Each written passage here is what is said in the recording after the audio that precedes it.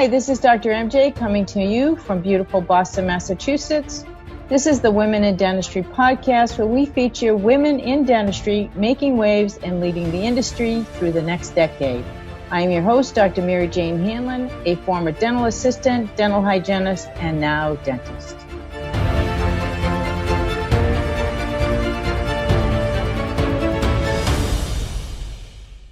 I am very pleased to introduce you today to Ms. Karese Laguerre. Karese is a leading voice in sleep and myofunctional therapy and a trailblazer in myofunctional therapy by integrating innovative practices into dental care. As the founder of the Myo Spot, a practice aimed at amplifying oral wellness to the whole body, she has helped hundreds of patients, children and adults alike, discover how great life can be functioning on full.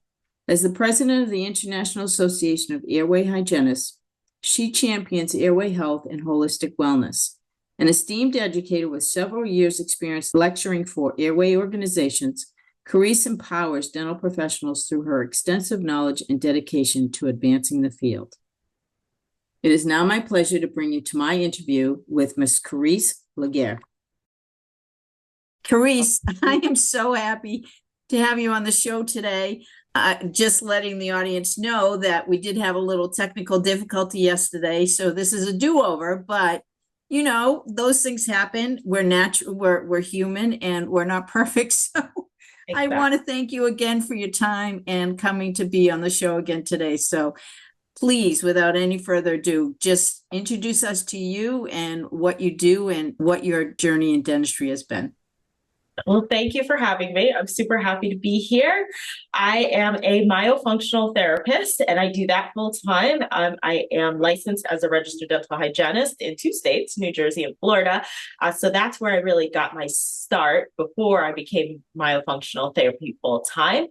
I got into dentistry in a not so interesting way. I mean, it's not like I was dreaming when I was a child about being a not myofunctional therapist, about being a dental hygienist.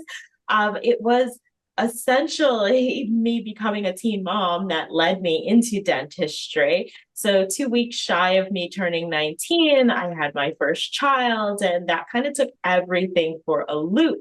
And so, you know, I got to a point where I really needed to figure something out and what I was going to do, what my career was going to be. And I was trying to stay close to home because I had the family and support. So I was looking through my community college, just handbook of courses and opportunities. And I saw dental hygiene and I was like, ooh, cleaning teeth. Simple. That looks easy. Let's sign up for that. And 4 years of traumatic experiences later, it definitely turned out not to be as easy as I thought. And it was where I landed, and I loved hygiene. I really fell in love with hygiene. So hygiene for me started in a group practice, and I was working in this big group practice where there were a bunch of providers under one roof. So there were 5 or 6 general dentists, an oral surgeon. We had multiple pediatric dentists. We had an orthodontist. Like everybody was all under one roof. And it gave me a lot of ability to learn different things. But there was one pediatric dentist in the group that I really connected with. And, I grew fond of her, she grew fond of me. And she was very deep into airway. And so while we were in this group practice, airway was not really a thing that anybody else was doing. And she was kind of doing it just on the low, just here and there talking to patients about things and their breathing and their sleep and how can they optimize things. And eventually she wound up leaving the practice, and I did too. And I went to go work for her. And she was like, look, if you're going to do this, you have to really dive deep. You're really going to have to understand airway. And I did. I learned, I tried, to really get the concepts. But I think there's a difference between learning and really understanding a topic, right? So me at that time, I was a mother of 4 children by the time I'm working for her. And so there were things going on in my home. And I like to say that as parents, we get the highlight reels. If somebody's asking, like, how is everything going? What's going on? You're going to tell them, oh, this one's in soccer. We've got a tournament. This one's in dance, recitals on Saturday. Like, all of the highlights. But I had all of these other things going on in my home. Like my son had a bunch of focus, emotional, behavioral, compulsive activity. It was difficult with my daughter and her sleep. We had all sorts of issues with the sleep, with bedwetting and sleepwalking and night terrors. And we just had a gamut of issues in our home that I would never just openly, readily talk to anybody about. And when I did talk to someone about it, the pediatrician, it was like, oh, it'll be fine. They'll grow out of it, or, whatever. Everything was kind of dismissed.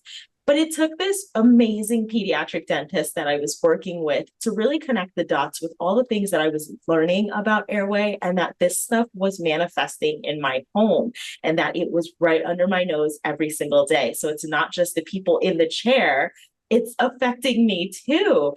And so it really brought to light that I needed to dive deep. And what started for me with diving deep into myofunctional therapy to help my family and to help my children really thrive wound up being something that kind of just took over me when I saw the changes in them. And I was like, everybody, if it's happening to me and I'm a licensed professional and I didn't really get it, I know the general public does not get it.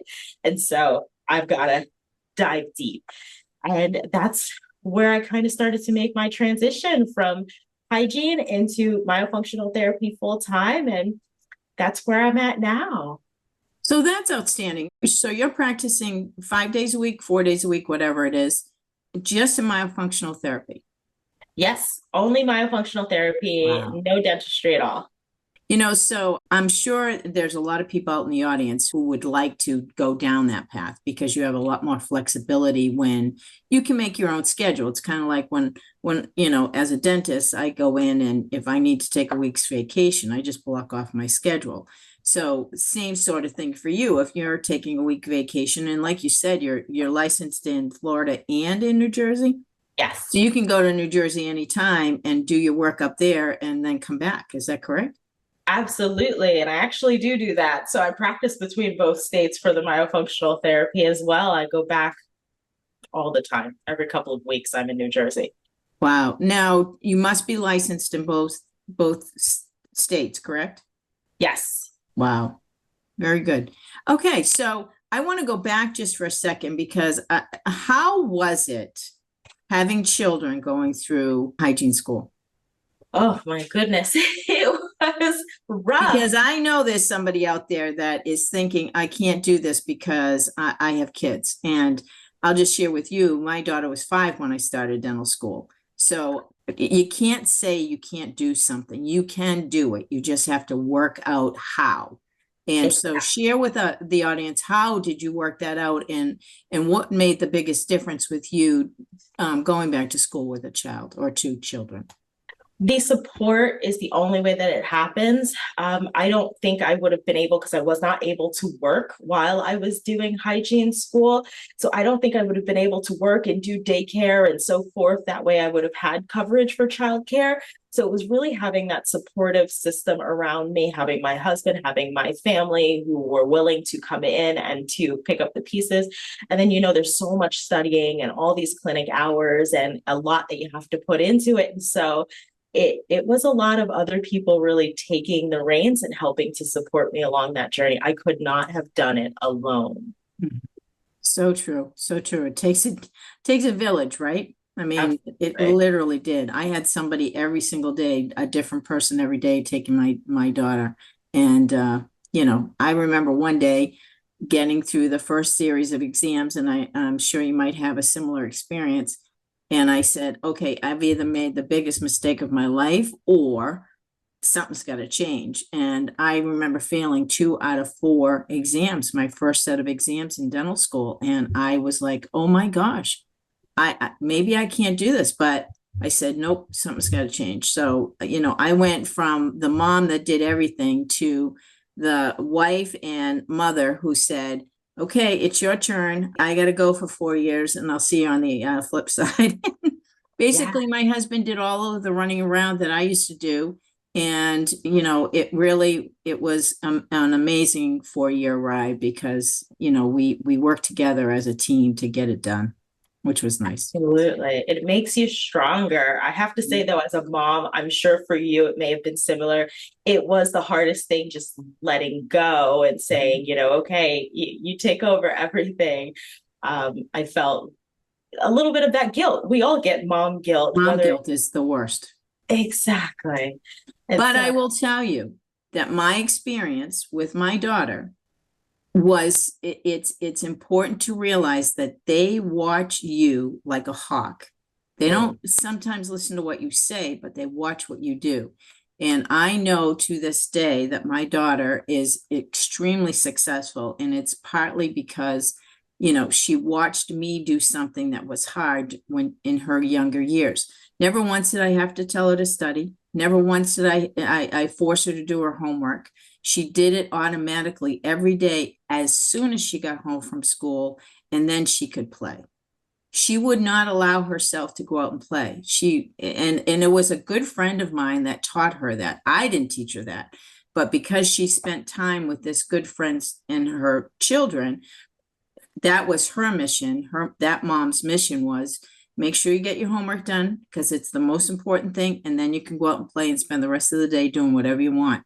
And that's what they did. They'd come home, they'd have a snack, they'd all sit down at the table, get their homework done, and then they went out and played. And so I think it's establishing those really good disciplines early on makes a huge difference. And yeah, all the way through, I had mom guilt like you would not believe. But fast forward, 25 years later, she's one of the most successful young women I know. And I know she's my daughter, but she's done extremely well. So for any of you out there that might be having mom guilt, get over it. They'll be fine. They will be fine. And you're finding the same thing. How old are your children? 19, 18, 14, and 10 almost. Wow. So you're seeing the success of your older children right now, correct? Oh, yeah, absolutely. And I agree with you. They become so much better for all these things that we beat ourselves up about. They become so much better for it. Exactly. All right. So lesson here, ladies out there that are listening, don't let yourself get so wrapped up in the guilt because it's not worth it. They'll be fine. They will. They'll be fine.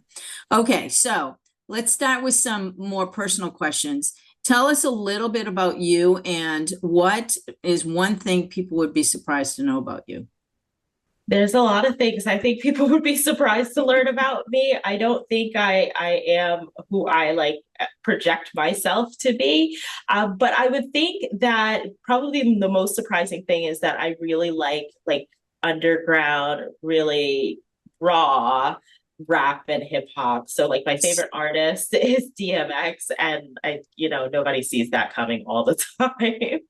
That's interesting. I don't even know who DMX is. I know that's probably aging me, but yeah, I have no idea who it is because I'm not a rapper or I don't listen to music on a regular basis either.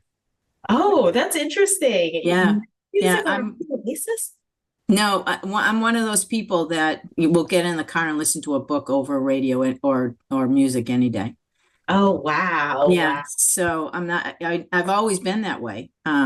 Even when I was younger and going to hygiene school, because I remember going to hygiene school and I would drive the whole way without music on because I would be, memorizing text or whatever the case may be on my ride to school. So I didn't want any distractions. And, yeah, I've always been that way. If I'm going to listen to music, it's spa music or something relaxing or, something like a chant. So it's just in the background so that I can concentrate.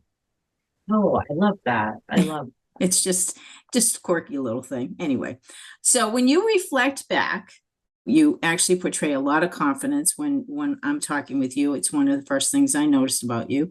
Have you always been confident? And if not, what are some of the things that contributed to your gaining confidence in your career and in your life?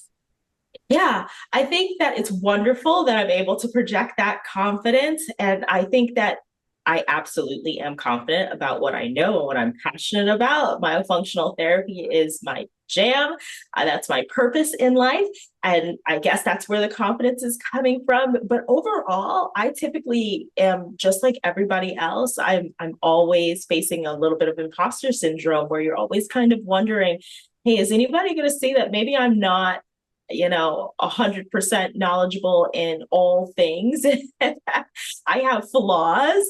And so I would say that really working and being able to overcome things or answer questions that I didn't know I knew the answer to until, you're presented with this case or you're presented with this person or these experiences that you have as you're working with people that really tap into your deeper bits of knowledge. And you're like, hey, I do know what I'm talking about. I know what I'm doing. I'm creating a difference.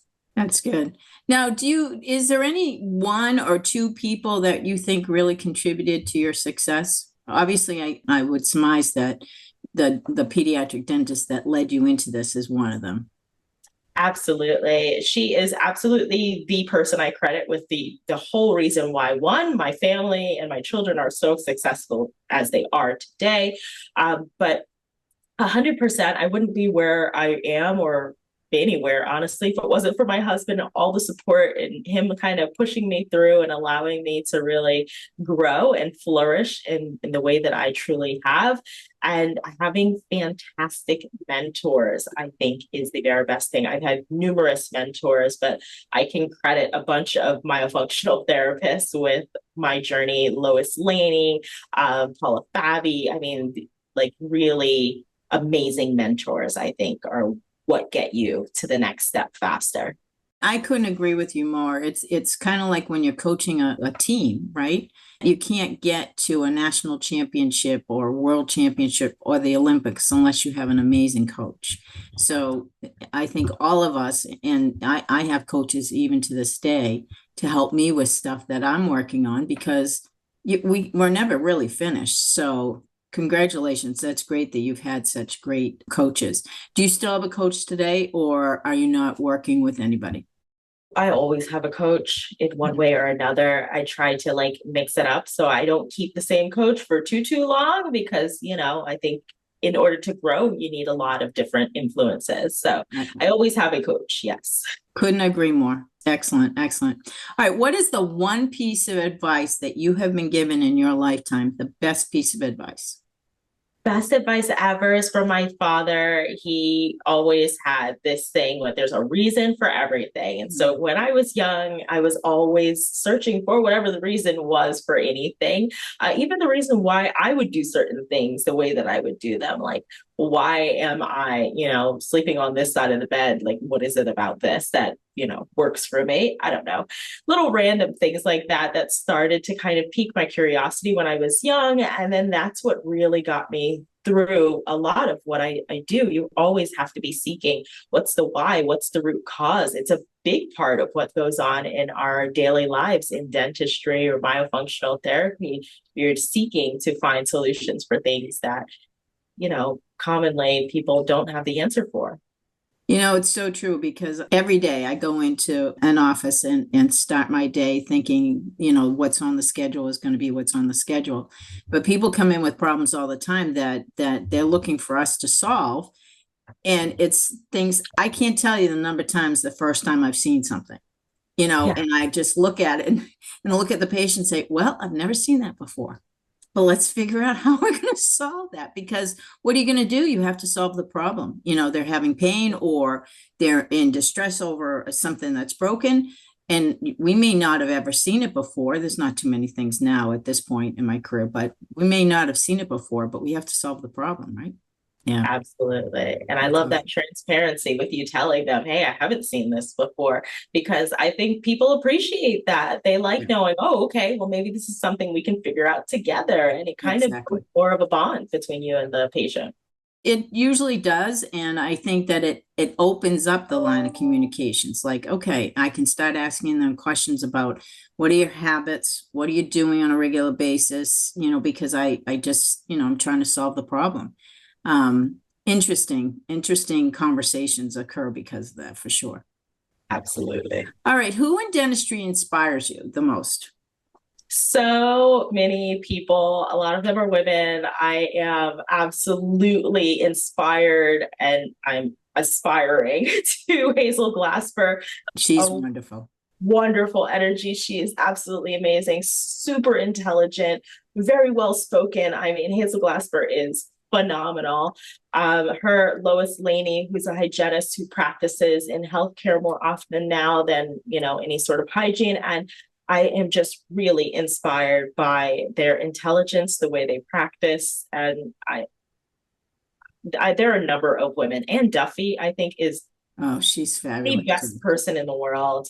She's got such a great heart. I love being a do. There are so many women. So many women. Good. Very good. Okay. Next question. Have you ever had an aha moment where you realized that you were doing exactly what you were supposed to do? So often, I think with myofunctional therapy, there's so many wonderful, happy accidents that happen because all we're ever really working on with myofunctional therapy is proper oral resting posture. That's it. Everything else that happens, better sleep or decrease in orofacial pain, or, you stop with the parafunctional habits, all of that are happy accidents.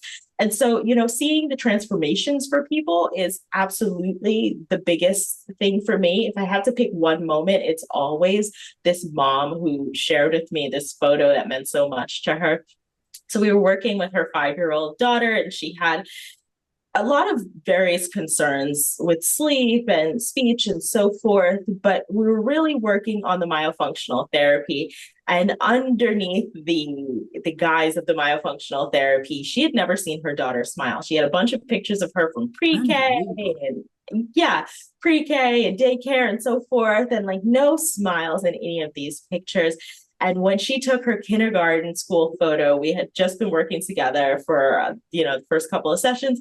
And she was like, I have to show you this. I've never seen her smile. This is the first photograph of my 5-year-old with a smile. And I'm like, I know I'm doing exactly what I meant to do. Like, absolutely. Oh my gosh. What an exciting thing for a parent to go through. I can't imagine my child not smiling. I mean, that's a major accomplishment. So can you give me a little bit of the background? Like, why did that happen? What was going on with this patient that occurred?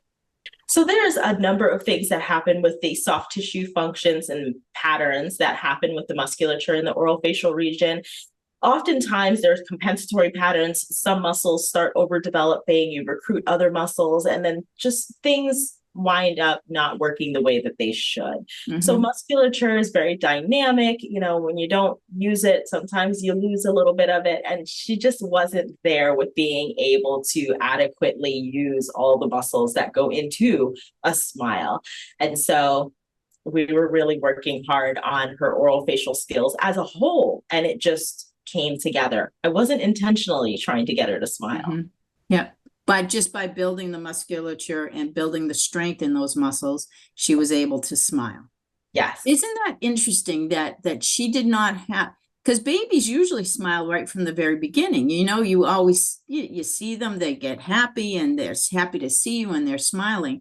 It's interesting that she did not develop that musculature. Yeah. Do you know why that happens? I mean, is there any reason or maybe not? Well, there could be any number of reasons, like epigenetics. It's that combination of nature and nurture and what results. Oftentimes when we see babies smile, it's a reflex. And so if we're seeing it and then it goes away, that reflex may have stopped and maybe the musculature just never fully developed after that. Like they haven't gotten it engaged. And so the way you feed matters, the way you're using these pacifiers or teething toys, like all of that matters into how the oral facial region is really going to develop. And so something along the way just didn't quite click in. Yeah. Interesting. Really interesting. Thank you.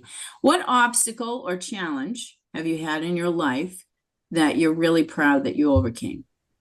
Oh man, I've had a lot of challenges, but I think the biggest one was just overcoming teenage motherhood and what that was, what the trajectory for that was supposed to be for me.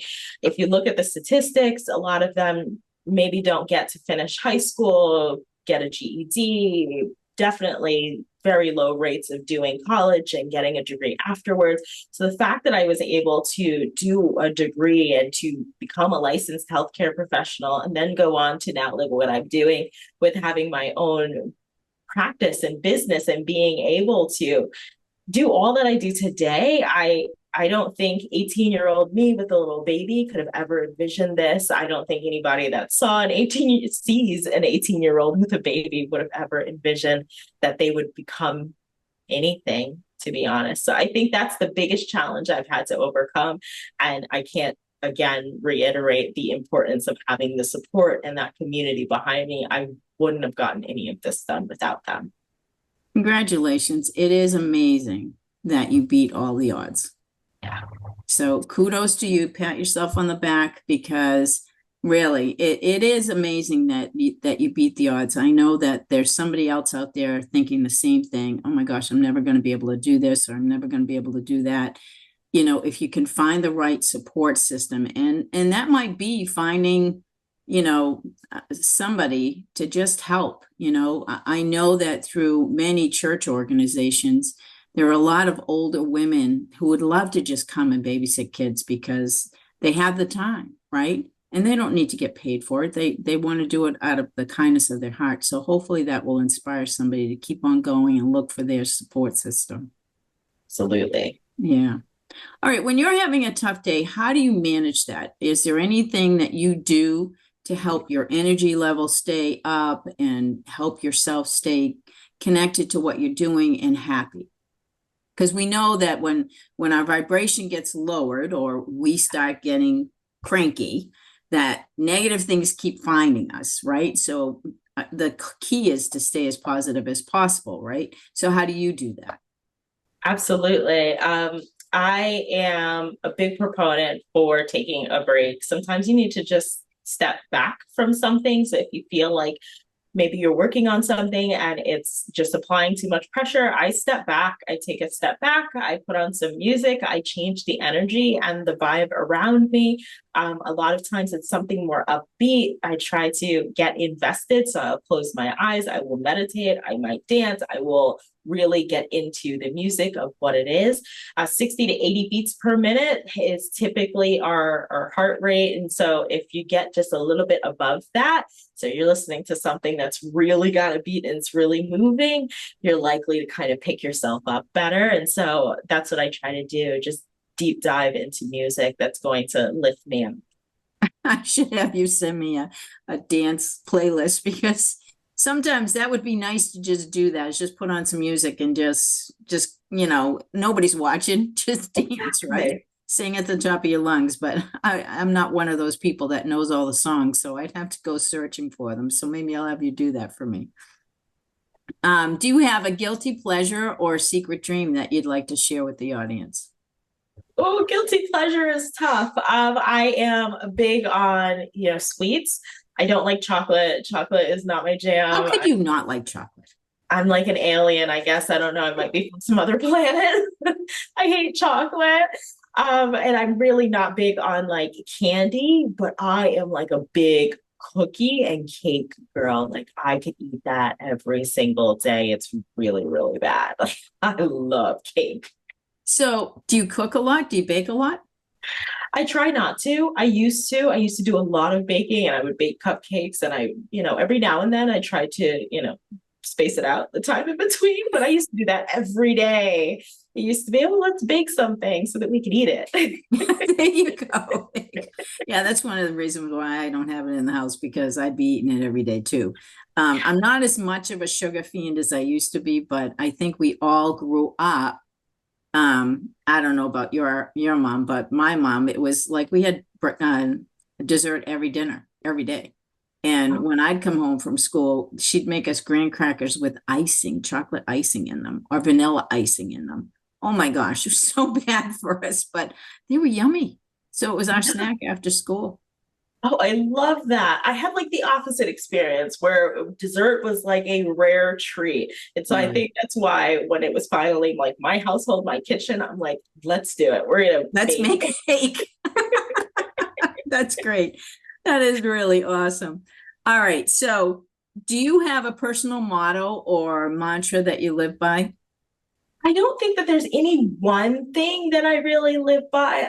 I believe in affirmations and, believing in your value and your worth and really affirming to yourself a lot of different things.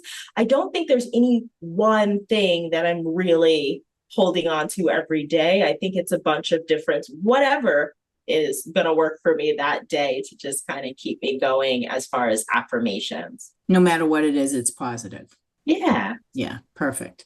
What one piece of advice would you give to a young woman or man who's heading into the dental profession, whether it's hygiene, dental assisting, dentistry? What piece of advice would you give them? Be strong in your self-worth and know who you are. I think what really made dental hygiene school for me traumatic was that there were a lot of instances where it felt like they were trying to break me and define who I was, or tell me that I wasn't cut out for this and I'm not going to make it as a hygienist, and I shouldn't be here in the program. And I felt like if I went into it with a stronger sense of self, some of those things wouldn't have affected me in the way that they did affect me. I still made it through. I still, persevered. But I think if you come in a little bit stronger and just knowing who you are and standing firm in the truth of your self-worth, I think you'll be successful.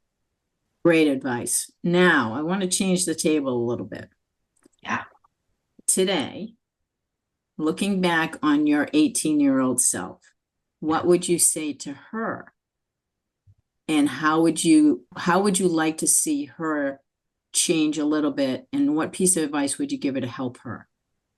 18-year-old me would have been very worried and panicked and like, what's going to happen? And I don't know, what the future is going to hold. I would have told her, just, it's all going to work out. Don't worry about it. You don't need to stress over it. It's going to work out. However, it's going to work out. Don't focus on the details. Just know it's going to be okay. Mm-hmm. I think a lot of time we spend a lot of time worrying about things that we can't really control, and the things that we can control, we should probably focus more on those things.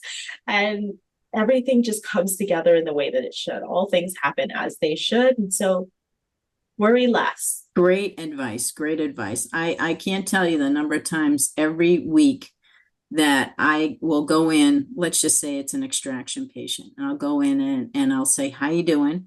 First off, and they are a nervous wreck. I could feel the energy as soon as I walk in the door. And I look at them and I say, you're really anxious, aren't you? Yeah, doc, I don't want to do this. Okay, look, up here, you're making it 10 times worse. Let me just tell you, it's going to be no big deal. And 99% of the time they walk out and they say, you were right. It was such a waste of time for me to worry. So I agree, don't worry. Everything does work out the way it's supposed to work out. Just trust in the process and trust in God. I mean, that's what I believe, universe, whatever you want to call it, but just trust, because everything is working out for your benefit. Absolutely. All right, last question. If you could define success, how would you define it? Success for me is just waking up and having another opportunity. I mean, every day that you're presented with a new opportunity to make a positive change, make a positive shift, and, just continue to live and have these beautiful experiences that we all have with our daily lives, our friends, our family. I think just waking up and being able to have another opportunity is the most successful thing that I could do. And so Awesome. I'm really grateful for that. Awesome. Now, do you feel, very different question, do you feel successful? I do. Excellent. I will say that I do. I do feel like I take advantage of opportunities in a way that it makes me satisfied with my position and where I am and the value that I contribute.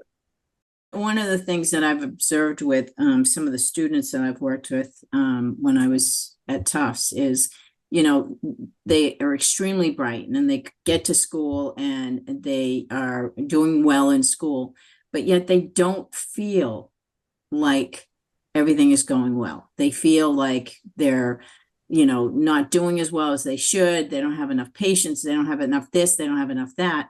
And what I try to instill in them is stop worrying about tomorrow. Just worry about today and what you have to do today, because tomorrow is going to take care of itself. So that's why I asked that question, because a lot of people they can define success, but do you feel successful? Everyone should feel successful when they accomplish something. So you get into dental school, you get into hygiene school, that's a success. Relish it, right? So you go through your first exams. So you got 2 out of the 4 you passed. Yay for you, So I think the message is, you got to feel successful at every little accomplishment that you do get. And I think it's important for little kids to learn that too, that it's not the big goal that matters. It's all the little steps that you took to get to that big goal. Yes, all those small victories deserve equal celebration. Absolutely. Well, Karese, I can't thank you enough for coming back and visiting with me again today. Thank you so much. If anybody wants to get in touch with you about any questions they may have about myofacial function, where can they reach you? You can find me on LinkedIn, just using my name, Karese Laguerre. I'm happy to connect with everyone. I do weekly live lectures about myofunctional therapy, so that's a great place to learn. Oh, that's awesome. LinkedIn. Yeah. And if you're looking for more information, my website has a lot. You can go to themyospot.com, TheMyospot.com. And I'm at the Myo Spot on Facebook, Instagram, TikTok, all the platforms. Oh, that's awesome. Thank you so much for being a great guest and for having a good sense of humor and coming back to visit with me. I really appreciate it. Thank you, Karese. Thank you. It was fun. Twice over. Awesome. Thank you so much for listening to the Women in Dentistry podcast with Dr. MJ Hanlon. If you like our show and want to know more about us, check out our website, thewomenindentistry.com, or please leave us a review on iTunes. Join us for our next episode as we bring you another amazing woman leading the way for the next generation.